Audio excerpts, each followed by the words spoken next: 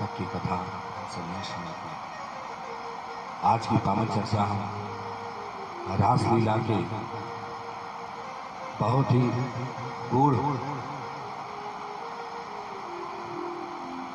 प्रसंग के माध्यम से आज इस कथा का मंगलाचरण करते हैं।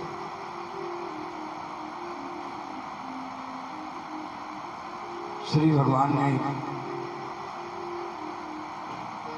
गोपिकाओं को आश्वासन दिया था कि हम तुम संग शरद पूर्णिमा की रात्र में रास रचाएंगे।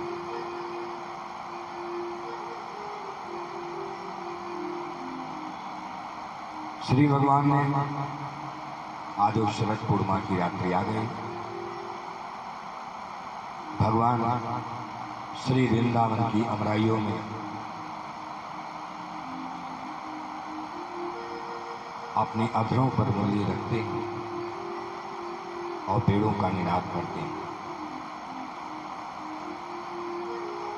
रासलीला की कथा में हम प्रवेश करें इसके पूर्व रासलीला के बारे में थोड़ी सी चर्चा करेंगे। ये रासलीला में काम का वर्णन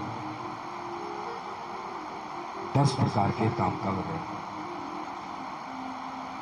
भगवान कृष्ण गोपिकाओं से किशोरी जी से 10 प्रश्न करते हैं और गोपिकाएं और कृष्ण उस प्रश्न का 11 श्लोकों के माध्यम से उत्तर देते हैं।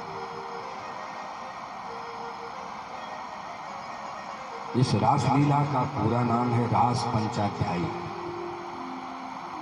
5 अध्यायों में इसका वर्णन है। रास पंचाध्यायी। अब ये गोपी कौन है?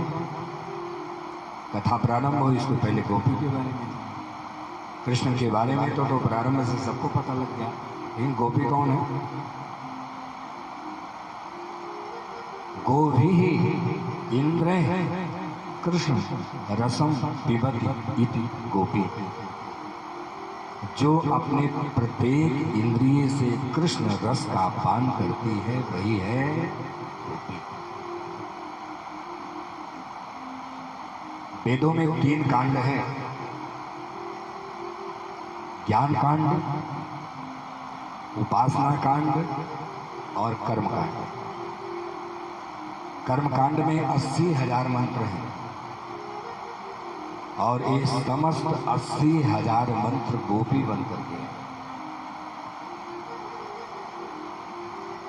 जो लोग प्रश्न उठाते हैं कि रासलीला काम लीला है, उन्हें ध्यान से आज की कथा श्रवण करना चाहिए। ये वेद मंत्र गोपी बनकर के, अर्थात भगवान ने मंत्रों के साथ रास दिया। यहां कोई स्त्री नहीं है, ये सब मंत्र है।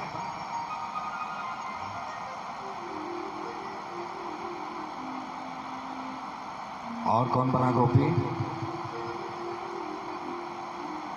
दंडक बन के ऋषि मुनि जब भगवान श्री राम अपने अनुज लखन और अनुधांगिनी श्री किशोरी जी के साथ वनवास काल में भ्रमण कर रहे थे दंडक वन में, उस वक्त दंडक वन के ऋषियों ने श्री सीता जी अर्थात किशोरी जी के सौभाग्य को सराहा कि पति के कदम से कदम मिला करके चल रही हैं किशोरी जी। ऐसा सौभाग्य क्या जीवन में हमें भी प्राप्त होगा? गोपी भाव जागृत हो गया था दंडक भर के ऋषियों के मन में, इसलिए भगवान ने उन्हें गोपी बनाकर उनकी इच्छा को पूर्ण किया।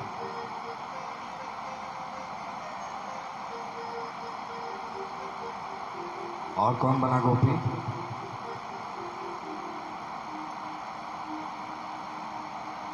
जब भगवान ने कच्छप अवतार लिया था, मद्राचल पर्वत को अपनी पीठ पर धारण कर लिया,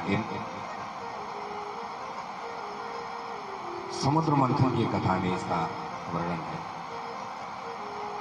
और भगवान जब कच्छप रूप धारण करते हैं तो जितनी मत्स्य कन्याएं थी वो सब मोहित हो गई, उनके हृदय में गोपी भाव जागृत हुआ।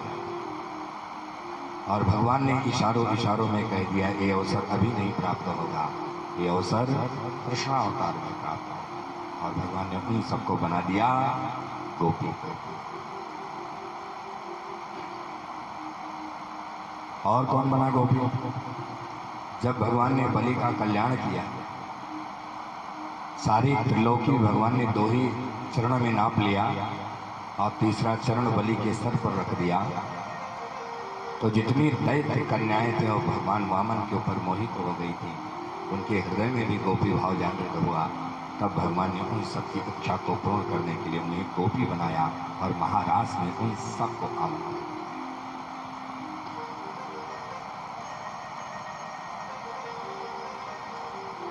तो भगवान की ये जो पावन कथा हम सब लोग श्रवण कर रहे हैं, इसमें भगवान ने कुछ लीला किया है। क्या क्या लीला किया? भगवान की सबसे पहली लीला का नाम है माखन लीला। ये पहली लीला माखन लीला। दूसरी लीला क्या है भगवान की? कुछ संत लोग कहते हैं कि पहली लीला है ऐश्वर्य लीला। ये भी सही है, क्योंकि भगवान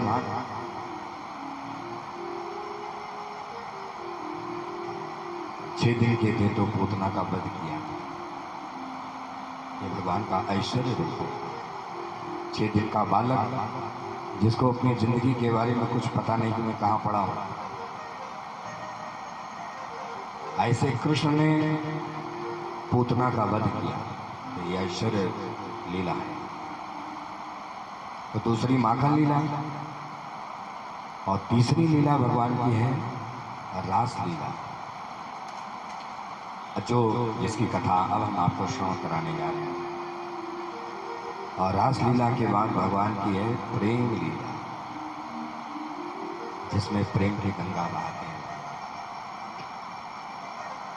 रास वास्तव में रास लीला के बाद प्रेम लीला नहीं है, बल्कि रास लीला से ही प्रेम लीला की शुरुआत हो गई। मैं तो ये कहूँगा कि माखन लीला के बाद ही प्रेम लीला की शुरुआत हो गई, लेकिन बीच में भगवान ने रास लीला कर दिया, इसलिए वो प्रेम लीला का विस्तार हुआ उद्धव जी के प्रसंग में जाकर।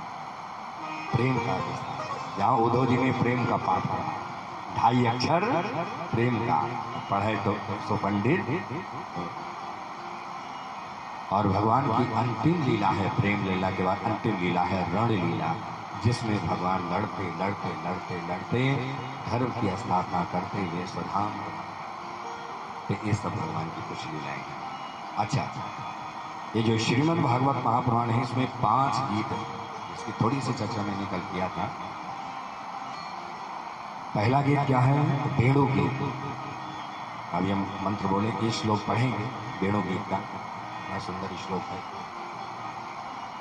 तो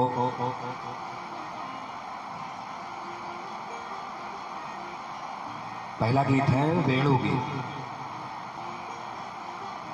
दूसरा है प्रणय गीत, तीसरा है गोपी गीत, चौथा है युगल गीत और 5वां है भ्रमर। तो इतने गीत हमारे इस पावन प्रसंग में रास लीला से प्रारंभ होते हैं और उद्धव चरित्र तक ये 5 गीत हम आपको सुनाएंगे। तो अब प्रारंभ होता है पहले वेणु गीत। और वेणु गीत प्रारंभ करें, इसके पहले वेणु के बारे में बता दें। वेणु यानी वंशी। तो वंशी है क्या? ये उस समय की बात है जब भगवान अवतार धारण करना चाहते थे, रामावतार।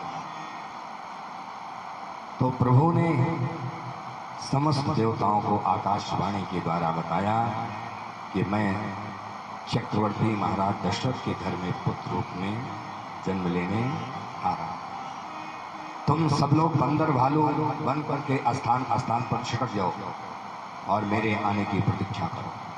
सब देवी देवता। कहे बंदर? भगवान ने कहा हाँ बंदर। क्यों? क्योंकि तुम्हें अपने रूप का बहुत अभिमान है और मैं हूँ भगवान।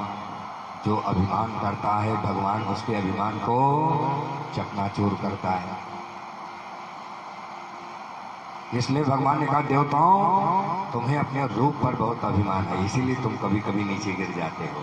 इसलिए रूप को छोड़ करके कुरूप हो जाओ।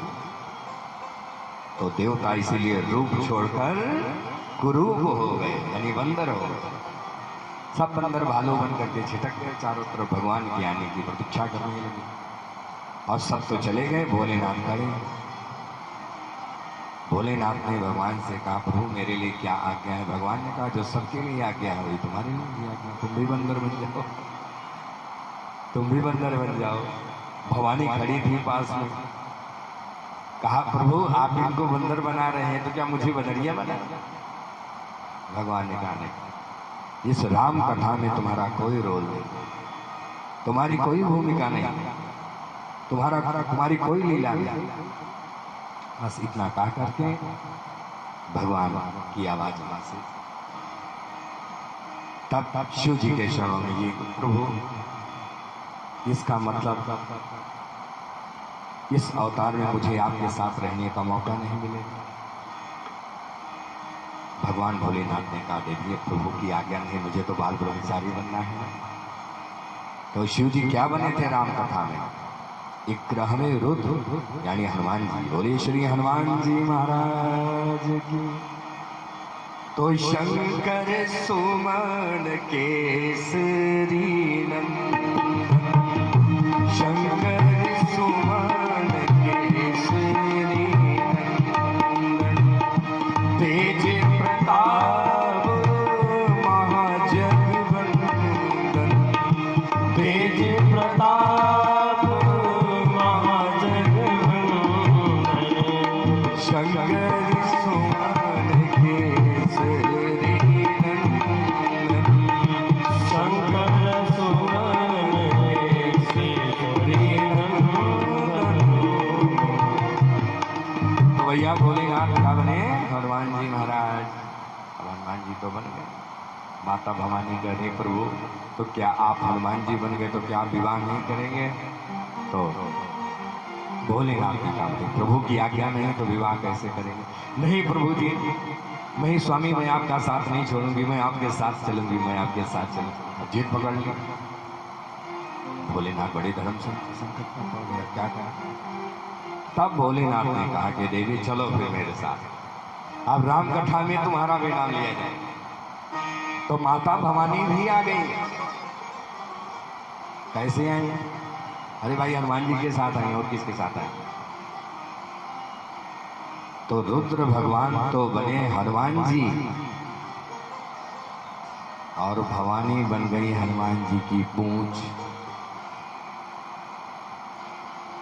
ये पूंछ कौन है? हे माता भवानी। कहाँ लिखा है? सुंदरकांड। अरे पूछ बुझाई खोई श्रम और धरे लगी रूप बहोरी, और जनक सुता के आगे अठाढ़े भयो कर जो। इसलिए जब हनुमान जी बन करके जाने लगे तो भोलेनाथ ने भवानी को कहा देवी अब मैं जा रहा हूँ, संसार को संभालो। अरे हम तो वानर बन गए, अरे गौरा संहारो संसार, हम तो वानर बन गए, गौरा संहारो संसार, हम तो वानर बन गए, हम तो वानर बन गए, हम तो वानर बन गए, वानर बन गए, वानर बन गए, गौरा संहारो संसार, हम तो गौरा संहारो संसार, हम तो वानर बन गए। श्रृंगी संहारो गौरा, भृंगी संहारो गौरा, श्रृंगी संहारो गौरा, भृंगी संहारो गौरा,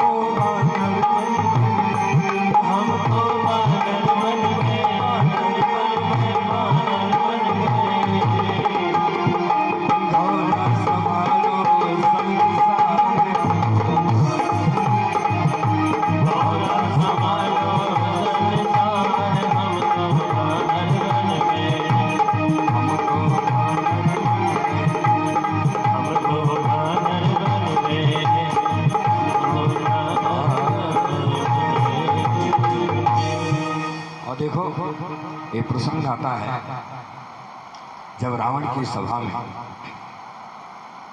जब पूछा रावण ने कि अरे वानर तू कौन है, तो हनुमान जी ने कुछ चौपाइयों के माध्यम से अपना परिचय दिया। मैं तो राम का दूत हूं, तुमने जिसकी स्त्री को चुरा लिया वो मेरे स्वामी।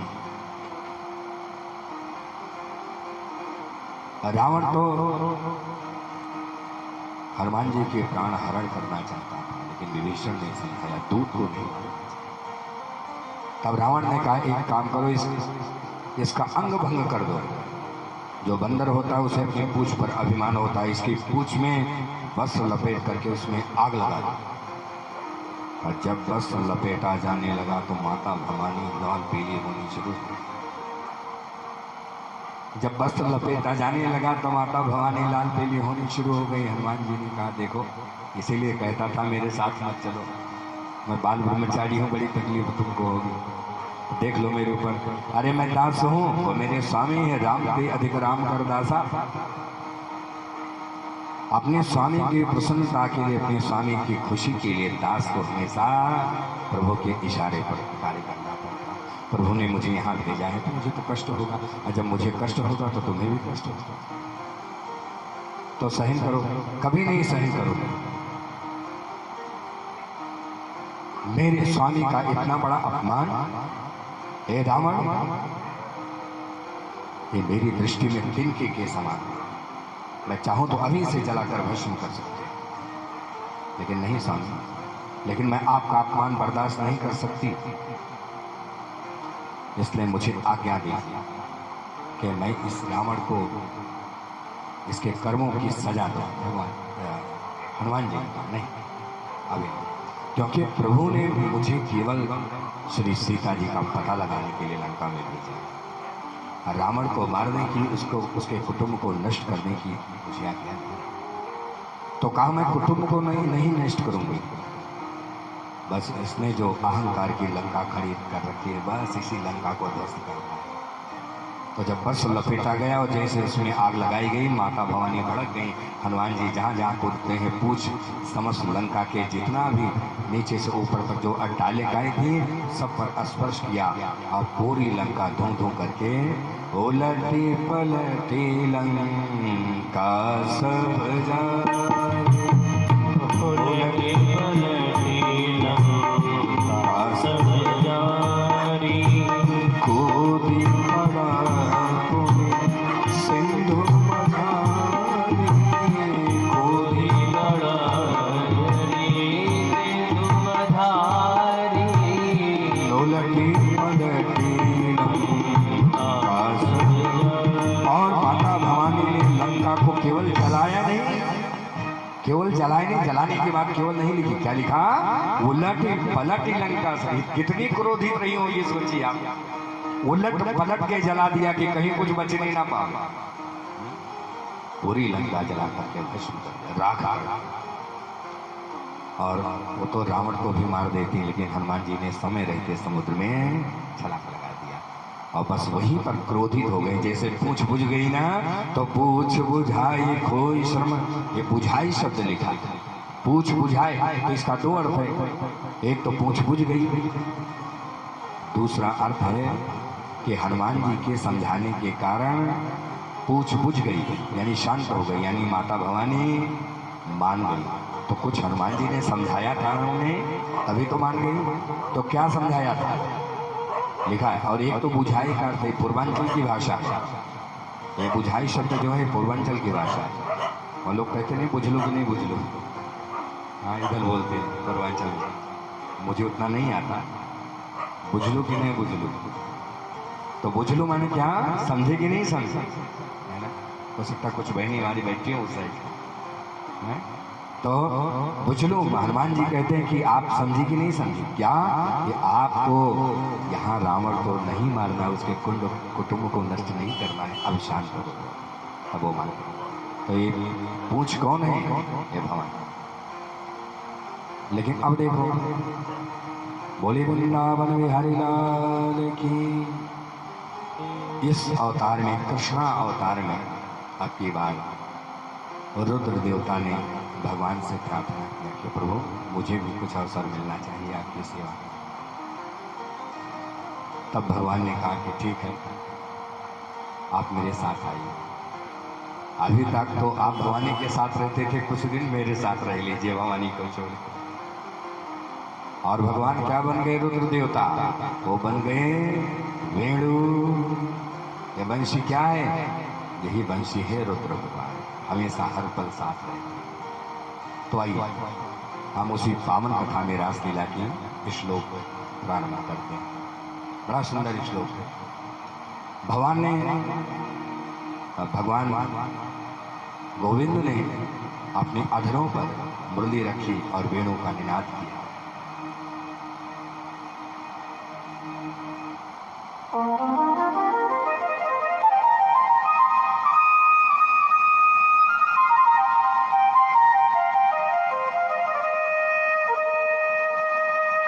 निशम गीतम तदनंदवर्धन, निशम गीतम तदनंदवर्धन, भज प्रियः कृष्ण गृहीतमानस, भज प्रियः कृष्ण गृहीतमानस।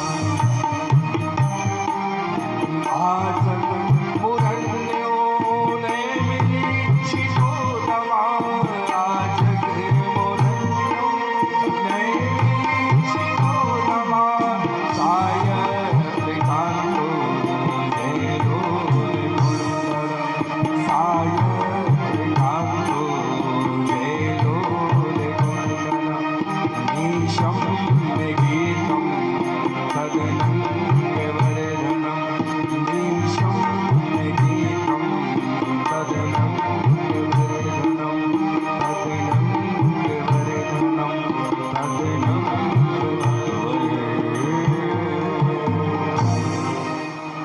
निशं गीतं तदनंदवर्धनम्, ब्रजस् प्रियः कृष्ण गृहीतमानस। जैसे भगवान के अधरों की मुरली बजी, अधरों पर मुरली बजी, उसी वक्त जो भी गोपिकाएं जहां भी थी, जिस कार्य में लगी हुई थी, कोई पति की सेवा में लगी थी, कोई बच्चों की सेवा में लगी थी, कोई अपने कुटुंब के सत्कार में लगी थी, कोई गाय धो रही थी, कोई परिवार में साफ सफाई करे, से सब अपने अपने कामों में लगी हुई थी। लेकिन जैसे वेणु की निनाद हुई, तत्क्षण उन्हें लगा कि वंशी के रूप में कृष्ण हमें आवाज दे रहे हैं, भगवान हमें बुला रहे हैं। और बताइए, भगवान बुलाएं और भक्त बैठ चुप रहे, एक स्थान पे बैठा रहा, ऐसा कैसे हो सकता है? और जैसे वंशी ने पुकारा तो गोपिकाएं रुक पाई? सब दौड़ दौड़। शरद पूर्णिमा की ओर आज सारी गोपिकाएं आ करके चारों तरफ से इकट्ठी। ये गोपिकाएं क्यों आ गई? पति की सेवा छोड़ के, घर परिवार को छोड़कर, कुटुंब को छोड़ करके, अंधेरी रात में, शरद पूर्णिमा की रात में कुटुंब को छोड़कर, पति को छोड़कर, परिवार को छोड़कर, क्या घर से बाहर निकलना और पराये पति के पास जाना सांसारिक दृष्टि से, व्यवहारिक दृष्टि से गलत है।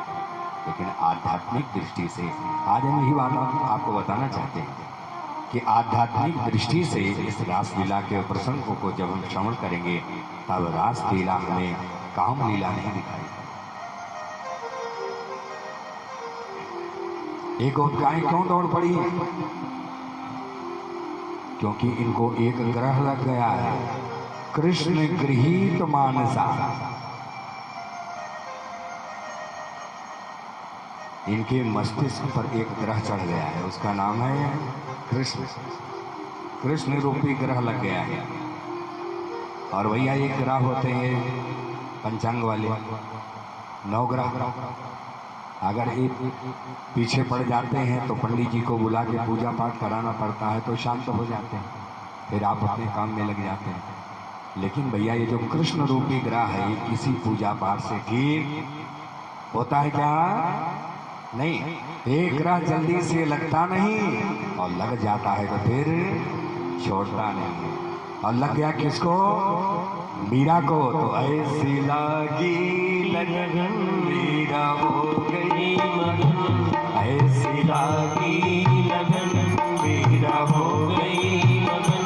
ओ तो कली कली हरी गुन गाने लगी, ऐसी लगी लगन मीरा हो गई मगन। ओ तो कली कली हरी गुन गाने लगी, ऐसी लगी लगन मीरा हो गई मगन।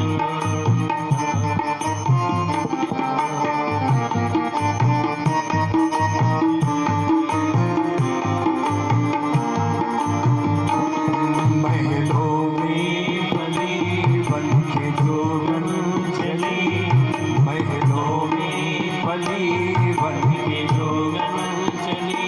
मीरा रानी दीवानी कहानी लगी, ऐसी लगी लगन मीरा हो गई मगन, मीरा हो गई मगन, मीरा हो गई मगन, मीरा हो गई मगन। और भैया पग घुंघरू वाली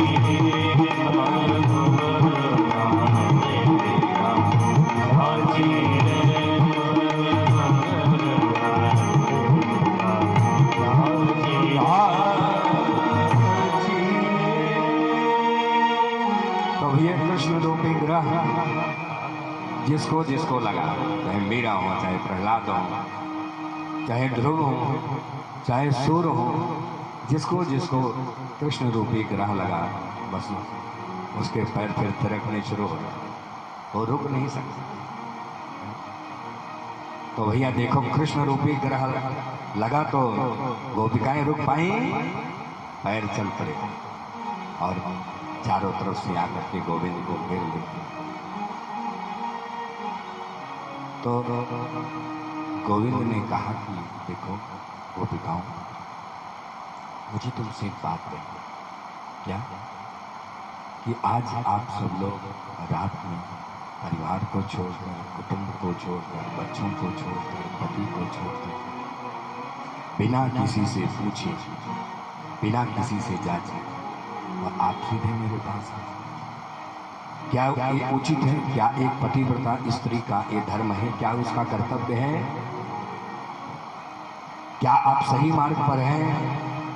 इसलिए सुनो, शायद मुझे लगता है कि पातिव्रत्य धर्म की परिभाषा भी तुमने ठीक से नहीं। आज हम तुम्हें बताएं, एक स्त्री अपने पति की सेवा में लगी हुई थी और उसी वक्त उसका बालक खेलते खेलते एक आग का कुंड था, उसकी तरफ बालक जाने लगा। पत्नी की दृष्टि पड़ गई, वो विचार करने लगी कि क्या मैं अपने बच्चे को बचाऊं, और यदि मैं बच्चे को बचाने जाती ही तो पति की सेवा से वंचित रहेगा। पति की निद्रा में बाधा पड़ गई। तो गोपिकाओं क्या निर्णय लिया? उसने अंत में निर्णय लिया कि मेरा बालक भले ही आग के कुंड में गिर जाए, वो मर जाए, कुछ भी हो जाए, लेकिन मैं अपने पति की सेवा नहीं छोड़ूंगा। और चमत्कार हो गया, बालक आग के कुंड में गिर गया। और आग का कार्य क्या है? जलाना। लेकिन आग ने अपना कार्य नहीं किया, वो तो शीतल हो गई, अग्नि शीतल हो गई, और बालक उसी अग्नि में किल्लोल करने, वो आग में खेल रहा है। क्या सोचो, ऐसा है पातिव्रत्य धर्म। गोपिकाओं ने कहा, कन्हैया कुछ कहानी में मुझे भी आती है, क्या हम सुनाएं? हाँ सुनो, क्या सुनो कन्हैया, एक बार एक कन्या की शादी हुई। शादी के बाद उसका पति परदेश जाने लगा, तो पत्नी पति के चरणों में गिर गई और रोने लगी, स्वामी मेरा नया नया विवाह हुआ है और आप अभी जा रहे हैं, आप कब तक वापस आएंगे? देखो भाग्यवान हो सकता है कि 1 से 1.5 साल लग जाए, 1.5 वर्ष आप बाहर रहे, बताइए मेरी नई नई शादी में किसके सहारे रहूंगी? तो पति ने क्या किया, अपनी पत्नी के लिए बिल्कुल अपनी शक्ल की एक मूर्ति बनाई, मिट्टी की मूर्ति बनवाई और कहा इसे पूजा वेदी पर रख लो और तुम इस मिट्टी के पति की रोज सेवा करना। कब तक? जब तक हम वापस नहीं। अरे भाई पति तो तुम्हारे पास है, बस इतना है कि एक मिट्टी का है, कुछ बोलेगा नहीं, बस तुम सेवा में तल्लीन रहना, 1.5 वर्ष के बाद मैं आ जाऊंगा। और 1.5 वर्ष तक वो स्त्री अपने पति को का वस्त्र बदलती, उनको भोग लगाती, उनकी आरती करती, उनकी पूजा करती। और जब 1.5 वर्ष का समय करीब आने लगा, उसे उसकी बेचैनी बढ़ गई कि मेरे पति के आने का समय हो गया। और एक दिन पति आ गया, वो आरती कर रही थी, किसकी? नकली पति की। मूर्ति माने नकली पति, तो नकली पति की आरती कर रही थी और असली पति दरवाजे पर आके खड़ा हो गया। बाहर से दरवाजे पर दस्तक दी, भाग्यवान दरवाजा खोलो। तो गोपिकाओं ने कन्हैया से कहा, कन्हैया जरा मेरी छोटे से सवाल का जवाब दे दो, अब उस स्त्री को क्या करना चाहिए? आरती करते रहना चाहिए कि आरती को फेंक फाक करके जल्दी से उठना चाहिए और अपने असली पति का दरवाजा खोल के स्वागत करना चाहिए? अरे कन्हैया ने कहा, ये कौन सा कठिन सवाल है?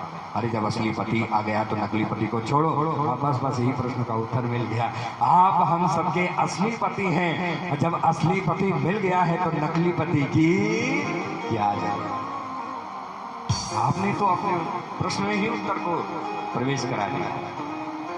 तो परमात्मा क्या है? वो है पति, यानी जगत पति। जगत पति है ना, वो तो सबका पति है, चाहे कोई स्त्री हो चाहे कोई पुरुष हो, सबका पति। और आत्मा क्या है? आत्मा है पत्नी, तो वो है पति और आत्मा है पत्नी। गोपिकाएं हैं आत्मा, कृष्ण है परमात्मा। तो ये महारास जो है ये आत्मा और परमात्मा का मिलन है, ना कि किसी स्त्री और पुरुष का मिलन। अब ये महारास होने जा रहा है। भगवान ने गोपिकाओं से कहा, मैं हूं एक, तुम हो अनेक। इसलिए भगवान ने विराट रूप धारण किया और जितनी गोपिकाएं उतने कृष्ण। और महाराज प्रारंभ होने ही जा रहा था। भगवान नृत्य करना चाहते थे सबके साथ, गोपिकाओं के साथ। उसी वक्त कामदेव आ गया। कामदेव ने कहा कि प्रभु, जहां विश्व सुंदरी गोपिकाएं होंगी और त्रिभुवन सुंदर आप होंगे, वहां तो मेरे 5 बाण चलेंगे, उनको कोई रोक नहीं सकता। आप बताइए, तैयार हैं युद्ध के लिए?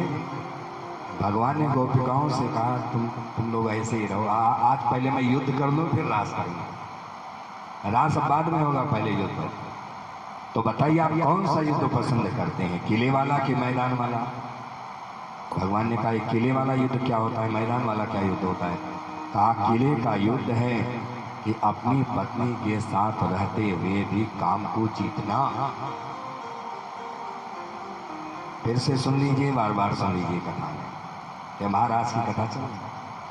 अपनी पत्नी के साथ रहते हुए संयमशील जीवन जीना, अपनी पत्नी के साथ रहते हुए काम को जीतना, ये क्या है?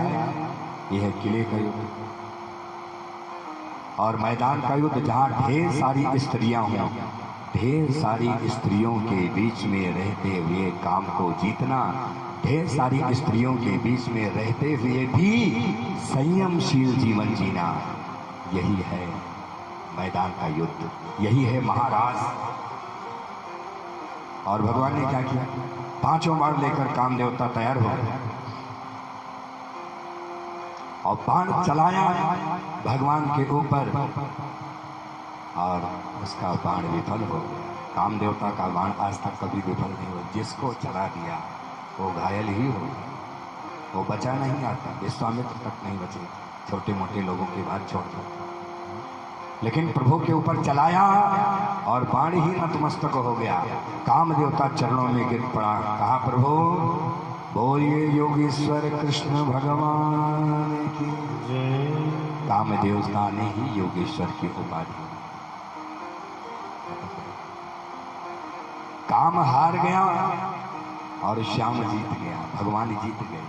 तो ऐसी रास लीला, काम लीला कैसे हो सकती है जिसमें काम ही पराजित हो गए, काम पराजित होकर के वहां से चल पड़ा। अब भगवान का महाराज प्रारंभ हुआ। आइए पहले रास का गीत सुनते हैं।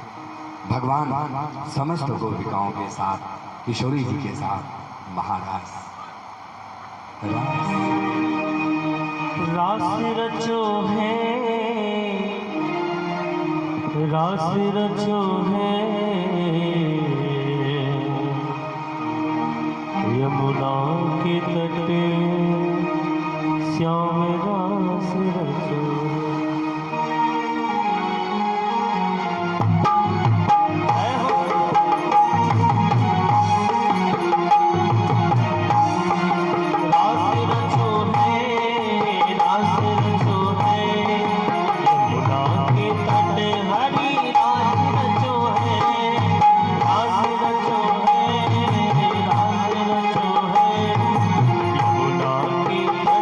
हरी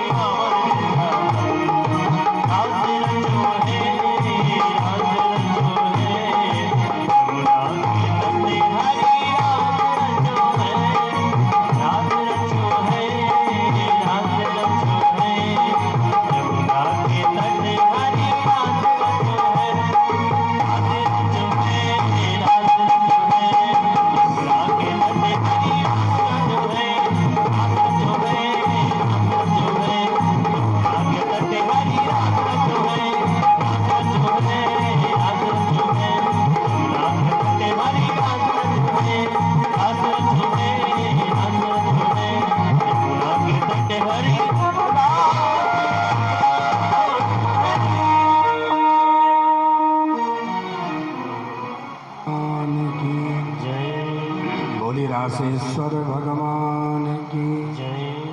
देखिए भगवान विभिन्न रूप धारण करके समस्त गोपिकाओं के साथ, किशोरी जी के साथ रास कर रहे हैं और अब रास महारास बनने जा रहा है। अभी तक ये रास लीला थी, अब महारास लीला होने जा रही है। क्यों? क्योंकि इस रास लीला में केवल कृष्ण, गोपिकाएं और किशोरी जी नहीं हैं, बल्कि जहाँ काम आ गया है तो स्वाभाविक भाई काम को जलाने वाला भी आएगा। तो भोलेनाथ आ गए, काम को किसने जलाया? तब शिव तीसर नयन उघारा, तब शिव तीसर नयन उघारा, बचित बत काम भयो जरि छाया, निधवत काम भयो जरि छाया। तब शिव तीसर नयन उघारा, सब शिव तीसर नयन और दिया। उघारा। सोचो, काम देवता आया, भगवान के चरणों में गिर के वापस चला गया। पहला प्रमाण है कि रासलीला काम लीला नहीं है, और जिस रासलीला में भगवान भोलेनाथ जैसा योगी आ जाए, ऐसी रासलीला कभी काम लीला हो ही नहीं सकती। साक्षात भोलेनाथ आ गए और भोलेनाथ ने इस जब महारास को देखा, मैंने इसको महाराज शब्द क्यों कहा? ये महाराज इसलिए कहा क्योंकि भोलेनाथ के बाद अब समस्त देवता शामिल होने जा रहे हैं, समस्त देवियां शामिल होने जा रहे हैं, समस्त नदियां, समस्त पर्वत, समस्त जी, कोई नहीं बच रहा है। ये महाराज होने जा रहा है। मैं आप सभी कथा श्रद्धालु भक्त गणों से पूछना चाहता हूँ, जिस रासलीला में पूरा ब्रह्मांड शामिल हो गया हो, क्या अब भी आप मानते हैं कि रासलीला काम लीला है? ऐसा ये रासलीला वास्तव में योगेश्वर की लीला है। और भगवान भोलेनाथ आ गए और भोलेनाथ ने कहा, अरे भाई हमें भी शामिल कर लो।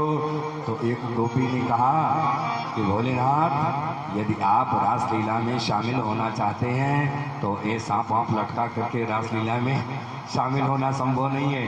तो कहा भाई आप बताइए कैसे शामिल हुआ जाता है? कहा बस एक काम करो, आप गोपी बन जाओ। बोली गोपेश्वर महादेव की। भैया ये रासलीला की शक्ति देखिए, उसकी ताकत देखिए, ये भोलेनाथ का रासलीला के प्रति समर्पण देखिए कि भोलेनाथ बन गए गोपी, और जैसे सारी गोपिकाएं, किशोरी जी और भगवान गोविंद भी नृत्य कर रहे हैं, ऐसे भगवान भोलेनाथ भी नृत्य कर रहे हैं। अरे एक दिन वो भोले भंडारी, अरे एक दिन वो भोले भंडारी, और बस में ब्रज की नारी वृंदावन आए। ओ एक दिन वो भोले भंडारी, हरि के ब्रज की नारी वृंदावन आ गए, वृंदावन आ गए। ओ एक दिन वो भोले भंडारी, हरि के ब्रज की नारी वृंदावन आ गए, वृंदावन आ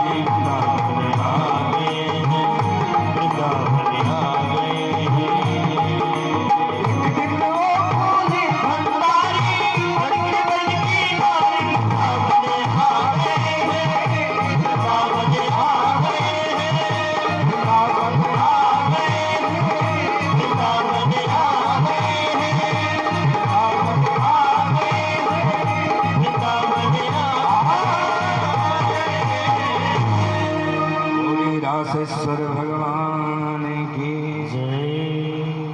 तो भैया पूरा ब्रह्मांड आज सम्मिलित हो गया है इस महाराज में। और जब ये रास चलने लगा तो थोड़ी ही देर के बाद किशोरी जी के चरण दुखने लगे, पीड़ित तो होने लगे। गोपिकाएं भी थक गई इस महाराज से। तो गोविंद ने क्या किया, किशोरी जी के चरण दबाए और गोपिकाएं थक जाती हैं तो उनके चरण दबाते। क्या मतलब, भगवान कहना चाहते हैं कि जो मेरे संग चलता है जब वो थक जाता है तो उसकी थकान भी मिटाना मेरी ही जिम्मेदारी है। तुमको अपने थकान की चिंता बिल्कुल नहीं करना। जब तुम मेरे रास में शामिल हो गए हो, मेरे साथ चलने को शामिल हो गए हो, तो ये चिंता छोड़ो। एक कथा आती है ना, भागवत कथा में मैं इस प्रसंग की चर्चा जरूर करता हूँ। कोई भक्त था और भगवान की भक्ति करता था, और भक्ति करते करते एक बार उसके जीवन में बड़ा कठिन समय आ गया। कठिन समय सबके जीवन में आता है, जिंदगी में उतार चढ़ाव तो आते रहते हैं।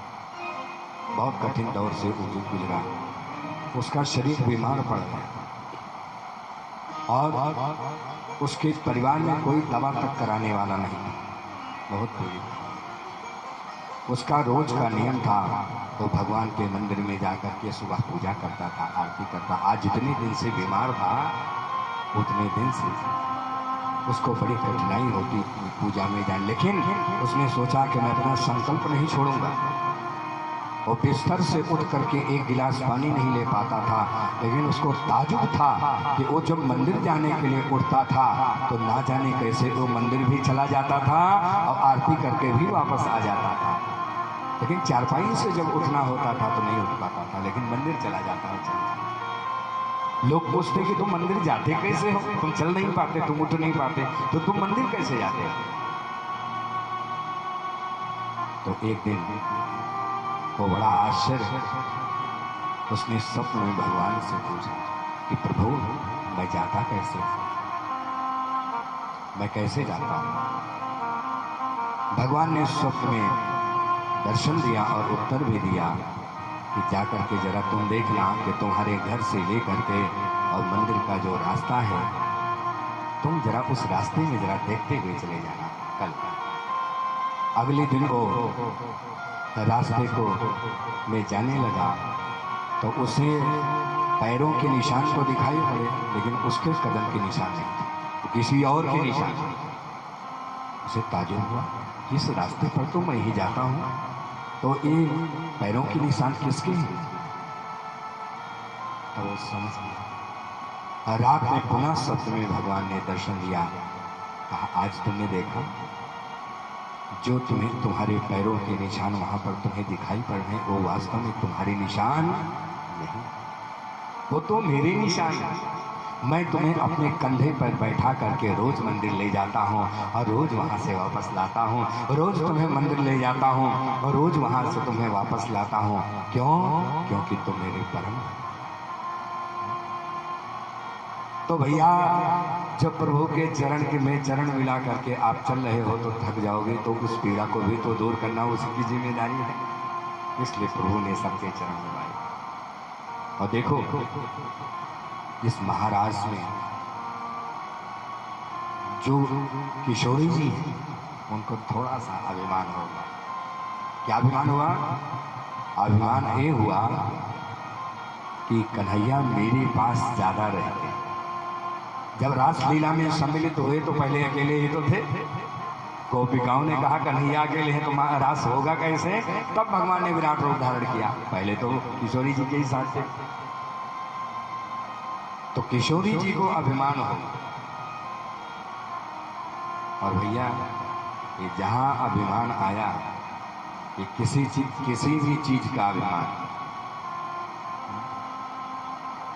किसी भी वस्तु का अभिमान, तन का, मन का, धन का, किसी भी वस्तु का अभिमान यदि आया तो समझ लेना अब भगवान का सिंहासन हिल गया।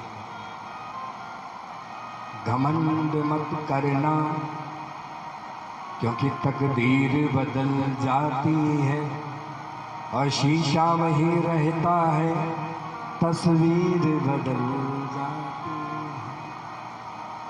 इसलिए भैया घमंड किसी वक्त और इस संसार की जितनी भी वस्तुएं सब नाश हो। आपने चाहे इसे पुरुषार्थ से इकट्ठा किया हो, चाहे किसी गलत मार्ग से इकट्ठा किया हो, चाहे ईमानदारी से इकट्ठा किया हो, ये सब एक दिन यहीं रह जाना है। कुछ साथ में जाने वाला तो एक दिन तो सब कुछ छोड़ के जाना है, तो क्यों ना हम वो पूंजी कमाएं जो जन्म जन्मांतरों तक हमारी साथ। एक बार एक शिव जी का भक्त था और स्वप्न में प्रभु ने उसे दर्शन दिया। बहुत श्रीमंत था, बहुत अमीर, बहुत धन था उसमें। भगवान से कहा प्रभु मेरी एक विनती है, प्रार्थना है। भगवान ने कहा क्या? कहा प्रभु मैंने जितनी मेहनत से मैंने धन कमाया है वो सारा का सारा धन मैं स्वर्ग ले जाना चाहता हूँ, मेरी आपकी आज्ञा है। मैंने कहा बिल्कुल मेरी आज्ञा है, तुम स्वर्ग जाओ। और उसकी मृत्यु स्वप्न में शरीर छूट गया उसका और गहरी नींद में सो रहा है। शरीर छूट गया और स्वर्ग जाने लगा तो भगवान से पूछा अरे प्रभु एक मिनट रुक जाओ। भगवान ने कहा क्या हुआ?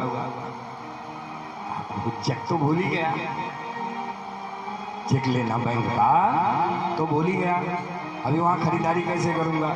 अपने पास तो ना एटीएम है, ना पासबुक है, ना चेक है, कुछ भी नहीं है, तो खरीदारी कैसे होगी स्वर्ग में? भगवान ने कहा चलो भाई चेक ले लो। और करोड़पति खरबपति था और चेक लेकर के पहुँच गया स्वर्ग लोग। और जब स्वर्ग में इतनी दिव्य दिव्य वस्तुओं को देखा तो चौंधिया गई आंखें। अरे हम तो सोचते थे भैया अमेरिका में ही सब कुछ है, हम तो सोचे कि भारत में कुछ नहीं तो लोग भागते हैं अमेरिका जाने के लिए, और भैया जो कहीं भी नहीं है वो सब स्वर्ग में है। ये सब वस्तुएं तो मैंने आज तक अपनी आंखों से देखा नहीं, प्राप्त करने की तो बात छोड़ दो। अब इतना लालाई तो हो गया, पैसा भी था उसके पास कि चलो साहब एक ही बार में चेक भरूं, सब खरीद लूं, दुकान में नहीं, थोड़ा थोड़ा लेना चाहिए क्योंकि कुछ दिन भी स्वर्ग में रहना है, तो थोड़ा थोड़ा आनंद लूं। तो 1 लाख रुपए का चेक फट से फाड़ करके दिया और कहा 1 लाख में जो भी सामान आता हो दे दीजिए। तो देवदूत बैठा था काउंटर पर और देवदूत ने चेक देखा बड़े ध्यान से, ये क्या है? क्या है? अरे सरकारी चेक है। चेक? ये चेक क्या होता है? अरे इसमें पैसा है। अब पैसा क्या होता है? फाड़ के फेंक दिया देवदूत ने। अरे आपने मेरा चेक फाड़ दिया तो मैं यहाँ खरीदारी कैसे करूंगा? दूसरा चेक भरा, फट से लिखा और दे दिया 5 लाख का। अच्छा चलिए एक साथ मुझे कुछ सामान दे दीजिए, जो इस 5 लाख में जो आता हो दे दीजिए। देवदूत ने देखा बड़े ध्यान से, फिर तुमने वही चेक, ये चेक क्या है? फाड़ के फेंक दिया, 6 लाख गया। अब की बार 1 करोड़ का फट से काटा, एक ही बार में दे दो, लेके चला जाओ। और की बार फिर देखा, फिर फाड़ के फेंक दिया। वो चरणों में गिर पड़ा, कहा सरकार मुझे बता दीजिए आप मेरे चेक को बार बार क्यों फाड़ रहे हैं? बड़ी मेहनत से मैंने पैसा कमाया है, आप ये बार बार फाड़ फाड़ करके फेंक दे रहे हैं। उसने कहा ये चेक मुझे दे दो जरा सा। चेक लिया और उसने जला दिया पूरा का पूरा चेक। कहा चलो, आँख फूटी, पीरा गया। कहा तुम्हें जो भी चाहिए यहाँ पर, उसके लिए यहाँ एक और चेक चलता है। ये वाला चेक तो धरती पर चलता है, यहाँ क्या चलता है? और नाम, यहाँ कौन सा चेक चलता है? बोली वृंदावन बिहारी लाल की। अरे पिछलो जन्म आगिलो तेरो और 2 जन्म सुधर तो, और पिछलो जन्म आगिलो तेरो और 2 जन्म सुधर तो, और नाम राम नाम चित धर तो, जो तो राम नाम चित धर। ये चेक चलता है, राम नाम चित धर तो, जो तो राम नाम चित धर तो। हे पिछलो जन्म आगिलो तेरो 2 जन्म सुधर तो, पिछलो जन्म आगिलो तेरो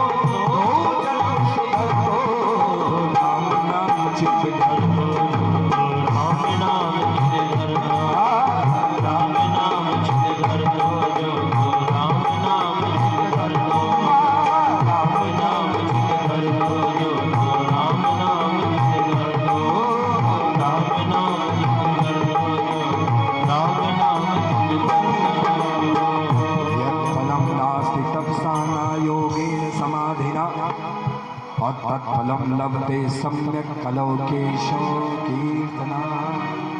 कलयुग में बड़ी बड़ी समाधि लगाना संभव है नहीं, बड़ी बड़ी साधनाएं करना संभव नहीं, तो बस कलौ केशो कीर्तन, भगवान के नाम का कीर्तन, भगवान के नाम का जप, भगवान के नाम का ध्यान और इस विराट में फैले हुए परमात्मा का दर्शन करते हुए उस संसार की सेवा जो ये कर लेगा उसके पास बढ़िया एक बैंक बैलेंस हो जाता है जो जन्म जन्मांतरों तक साथ आता है।